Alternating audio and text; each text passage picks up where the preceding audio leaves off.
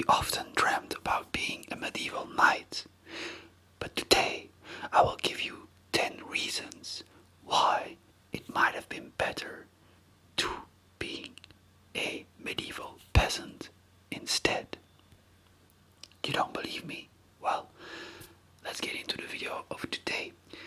Hello guys, welcome to the History and Chill channel, where we combine history and ASMR and philosophy and all that good stuff. You know what to do, like the video, subscribe to the channel if you haven't already, and sit back and enjoy the video.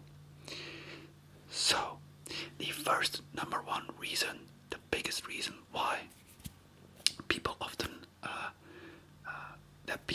underestimate is that as a medieval peasant you would have way more free time than you'd think. Medieval peasants often had up to 150 holidays per year. 150 holidays. That is something. That is a lot. Yeah. So, yeah. There were a lot of festivals and days off, like Sundays obviously, but also like church holidays, and yeah. So, yeah. They got time off for the holidays. So, that is the first reason. The reason number two is also a very important one, if you ask me. The reason number two is they have very strong community bonds. You know, life was deeply communal, and villagers often shared tools, helped each other with all sorts of things, with each other's harvests, and they celebrated together when they had successes, and they mourned together when they lost something. You likely knew everyone in your village, and the support systems were very local and, tightly knit together. I don't know how to say it in English, but like, obviously it makes sense, because if you live like in a village, in a medieval village, you know everybody and you help each other, or it's not like it's a fairy tale. Not everybody gets along all the time, but you do know people around you, so the community is often very strong. Moving on to reason number three, you have a strong connection to nature. You most likely worked outdoors and you followed the rhythm of the seasons. You lived close to forests, rivers, and other wildlife, and this deep connection to nature, this deep connection to the rhythm of nature is something that people nowadays often try to recreate. But then, as a medieval peasant, it was just your normal life. I do believe that humans should be connected to nature as much as possible. I think a lot of stress, all sort of things, stems forth from this civilized look upon things, that humans are somehow not directly connected to nature, or we should be like civilized creatures, but we're all animals. We just have like a lot of social rules that we follow. I don't know. That's a topic for another video. But yeah, reason number four why it was better to be a medieval peasant. You had a stable local diet. Yes, that's true. A stable local diet. And you did not have industrialized food that is just super unhealthy for you, but costs way less than the other food, so you buy it anyway. No, you had fresh, local, organic foods at home without it being super overpriced, as is today. They ate grains, vegetables, occasionally they ate meat, or fish or something. There were no ultra processed food, no pesticides or energy drinks. just sugar and caffeine mixed together. But yeah, the stable local diet, so probably your gut was feeling a bit healthier as well.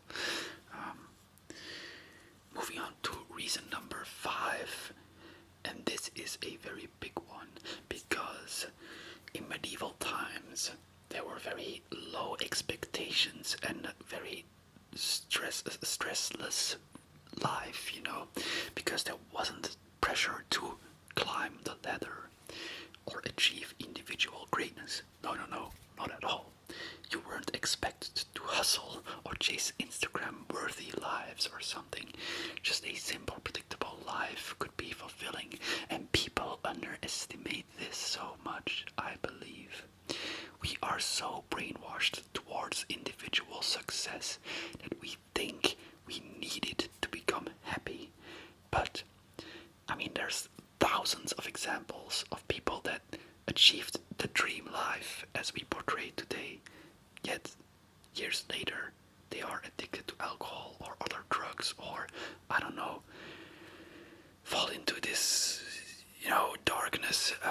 So maybe it's not like, maybe there's a little bit of truth in expecting less out of life. Yeah, but I guess that's a sensitive topic. Anyways, moving on to reason number 6. You were skilled with your hands. From farming to weaving to building, peasants had valuable practical knowledge.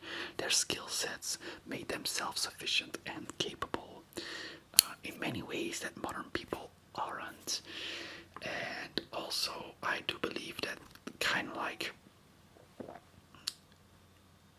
I do think that because they were skilled with their hands, they worked with their hands, they had immediate results and immediate ownership of what they made or what they had to offer to the community, which provided them with a sense of fulfillment that people nowadays often miss, I believe.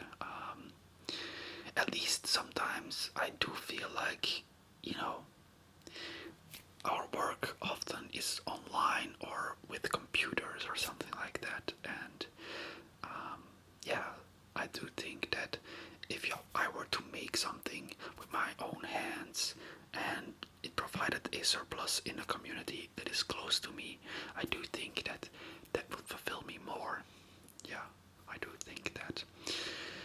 Moving on to reason number 7, a strong spiritual and cultural life. That is also a reason not to be underestimated.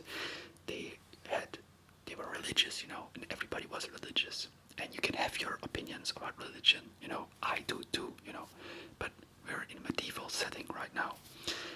Religion played a central role, and it offered a sense of purpose and more moral order and hope as well, Festival rituals and storytelling traditions added rhythm and color to their lives as well.